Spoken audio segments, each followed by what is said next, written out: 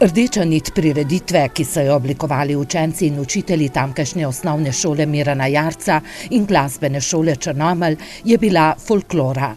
Slavnostni govornik pa znani slovenski etnokoreolog Mirko Ramovš. Ko sem danes to gledal, sem bil zelo presenečen in se mi je zdelo tudi prav, da mogoče tudi na ta način obeležimo praznik, Prešernov dan. Se kultura ni le umetnost, kultura je naše življenje, dodaja Ramovš. Na slovesnosti so podelili tudi občinska priznanja za dosežke na kulturnem področju.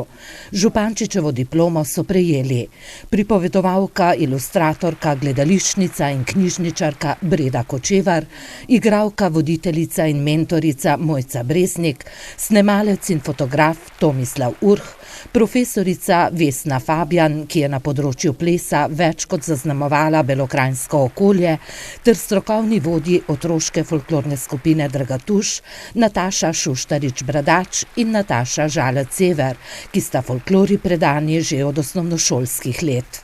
To priznanje je potrditev, da tisto, kar rada delam, delam dobro in da se bom še naprej trudila. Mislim, da je to tudi potrditev tega, da so starši mladih folklornikov zadovoljni z najinim delom. Lep občutek je, če se lokalna skupnost zave truda nekega posameznika, tako da je to neka potrditev za moje 15-letno delo, predvsem na plesnem področju. Zelo rada delam v kulturi, na vseh področjih, ki so bila omenjena, tako v gledališču, kot tudi delo z otroki me neizmerno veseli. To nisem muha enodnevnica, kot kdo reče, ampak to je res 18 let trdnega dela, priprav, učenja. Moram pa priznati, da sem zelo hvaležen temu okolju, ki je pač prepoznalo neko kvaliteto mogoče v mojem ustvarjanju.